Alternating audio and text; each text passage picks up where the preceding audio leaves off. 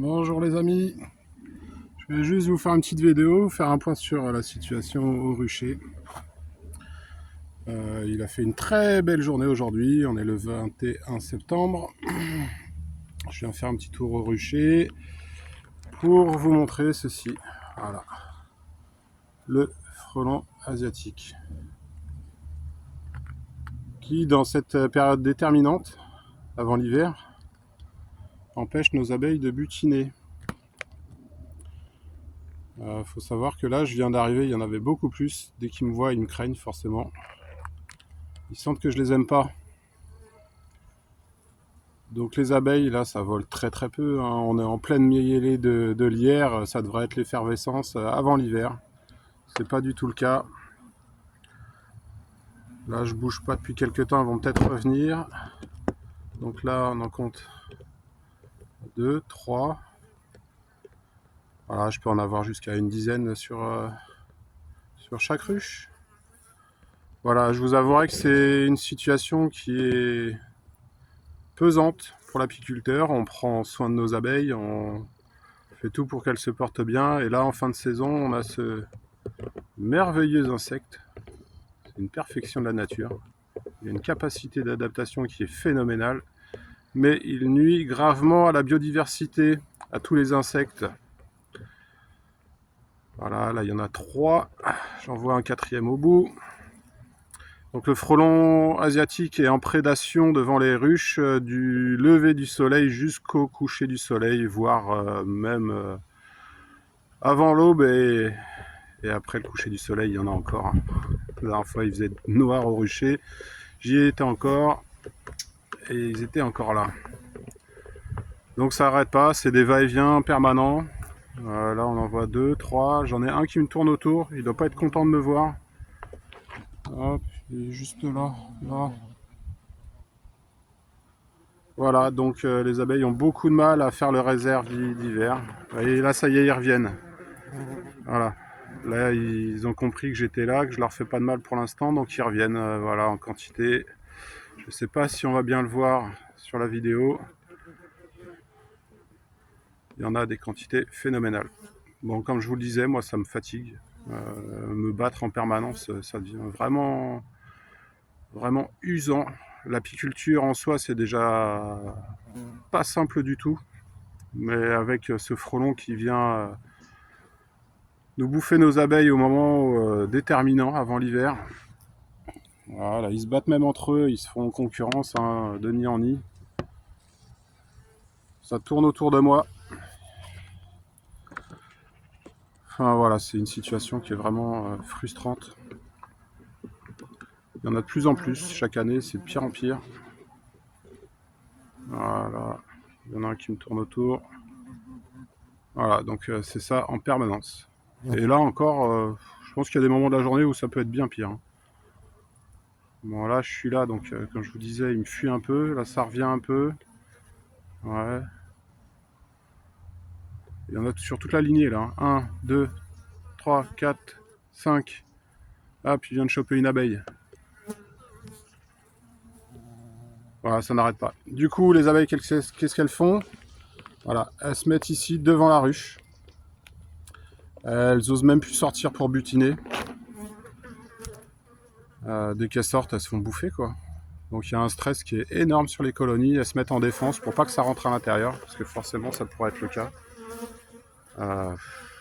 Voilà. Donc le problème c'est que là, elles consomment toutes les réserves qu'elles ont réussi à accumuler depuis quelques temps. Et bah, clairement, si aujourd'hui je viens pas subvenir au manque de rentrée de nectar, bah elles vont crever, quoi. C'est clairement ça, quoi. Elles vont crever. Donc ouais, c'est usant, quoi. C'est usant. Voilà. Avant, on n'avait pas ce frelon qui venait nous emmerder là. C'est vraiment un calvaire. Ah, celui-là, il vient à côté de moi, là. Il est juste à côté, là. Il y a quelques abeilles qui volent quand même. Mais bon, elles ont du mérite, hein. Je vous jure qu'elles ont du mérite. Donc ouais, ça arrête pas, quoi. J'aimerais bien vous en montrer un qui en chope une. Bon, on le voit peut-être pas très bien à la caméra, mais voilà, dans mon environnement, on en est infesté, quoi. Euh, Voilà, je commence à désespérer, le piégeage, pas de piégeage, ça devient usant. Ouais, voilà, ça y est, là ils sont là, ils sont en action. Je sais pas si on les voit bien. Je vais essayer de me monter un peu. Je sais pas. Ouais, on voit pas très bien à la vidéo, hein. Enfin bref, c'est le merdier. Il faut dire ce qui est, c'est le merdier. Voilà, on doit les entendre un petit peu là. Donc les colonies s'affaiblissent de plus en plus, hein, si on fait rien, elles meurent. Si elles sont faibles, bah, clairement les frelons vont pouvoir rentrer à l'intérieur, même si on réduit au maximum les ouvertures des ruches. Enfin, voilà. Donc là on les voit, ils sont présents, hein, sur les ruches, à savoir que le frelon consomme un tiers d'abeilles dans son régime alimentaire. Donc ça vous laisse imaginer, sachant que d'après ce que j'ai pu lire, on estime un nid d'une taille moyenne a une consommation de 11 kg d'insectes par année. Si je dis des bêtises, il faut me corriger dans les commentaires. Il y en a certains qui sont plus expérimentés que moi sur le sujet. Enfin voilà, c'est un fléau. Un fléau.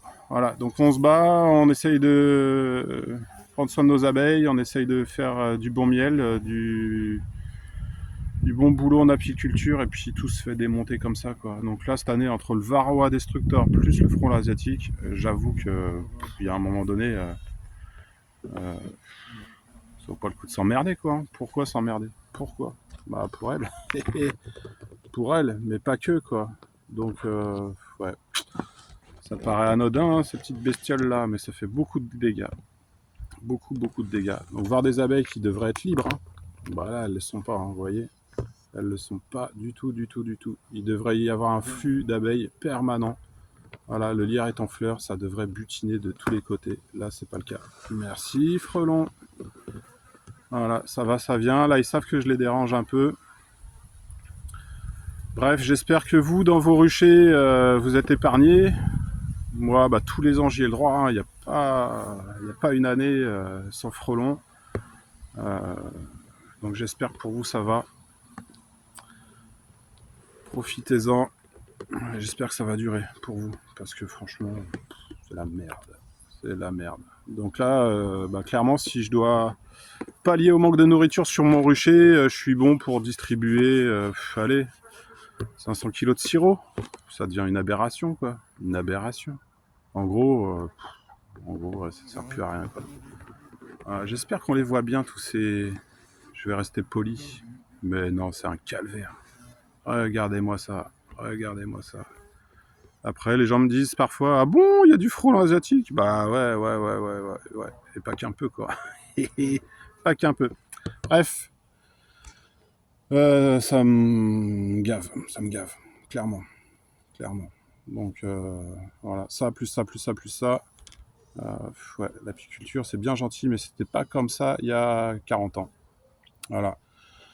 Donc tout empire chaque année, et puis à un moment donné, bah, il n'y en aura plus, hein. Il n'y en aura plus. Après, on va dire, ouais, t'es pessimiste, ouais, mais regardez-moi ça, là, il y en a combien encore, là? Regardez-moi ça. Youhou! Ouais, c'est la fête. Donc en fait, bah, j'élève des abeilles pour nourrir des frelons, quoi. C'est ça, hein. Là, là, je vais les avoir jusqu'au mois de décembre, hein. On aura des hivers encore avec un temps normal. Bref. Ouais, puis on les sent, on a les abeilles qui chantent, elles sont en souffrance, quoi. En gros, on a des reines des fois qui disent, bah allez filles, allez butiner, quoi. Je suis là, je fais ce qu'il faut, mais non, ça suffit pas. Ah tiens, bah là on va pouvoir observer ça et clôturer la vidéo là-dessus. Voilà ce qu'il fait à nos abeilles. Voilà. Et pas qu'à nos abeilles, c'est ça, hein. Donc là, il la grignote gentiment, il se délecte clairement de ce magnifique insecte pollinisateur. Voilà. Donc ça, c'est un envahisseur qui est arrivé en France depuis 20 ans. Voilà. Il est en train de tout niquer. Ah, salut. Bon appétit. Bon. Ah, c'est elles qu'on essaie de préserver, hein. Elles sont bien jolies. Aujourd'hui, c'est plus de l'apiculture. Moi, c'est ce que je dis souvent. C'est de la préservation d'espèces. Certains pensent qu'on est encore à faire du loisir. Non, c'est plus du loisir, faut être passionné, mais on est là en train d'essayer de les sauver, quoi. Regardez-moi ça. Regardez-moi. Vous allez me dire, il y a pire, hein. Franchement, il y a toujours pire. Mais il y en a un sacré paquet encore. Je fais quoi? Je me bats là encore? Je me défonce pour tout ça là? Ah, c'est chaud. Donc on verra bien, hein. On verra bien. Là, les ruches, c'est clair qu'avec les réserves qu'elles ont, elles passent pas l'hiver. Il va falloir que je les nourrisse fortement. Donc voilà, là, bah, clairement, achetez-moi du miel, quoi. Achetez-moi du miel pour qu'à un moment donné, je puisse financer aussi tout ça, quoi. Parce que là, clairement, ce que je gagne, ça part aux abeilles. Ça part aux abeilles. Voilà. Depuis maintenant 4 ans, vraiment que je fais de l'apiculture, bah, tout terrain investi là-dedans, hein. Chaque année, je suis obligé de remettre du sirop, pallier à ce fichu frelon qui me les bouffe, quoi. Bref, ouais, j'arrête la vidéo. C'était juste pour vous dire que ouais, j'en ai ras-le-bol.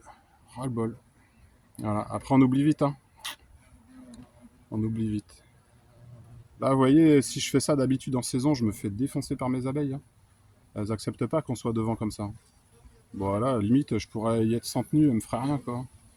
Elles ont plus peur du frelon que de moi. Limite, moi, j'ai l'impression qu'elles savent que je suis là pour leur bien à un moment donné. Quand je les nourris ou quoi, on sent que elles apprécient, quoi, hein. Sinon, elles meurent de faim au bout d'un moment. Elles meurent de faim.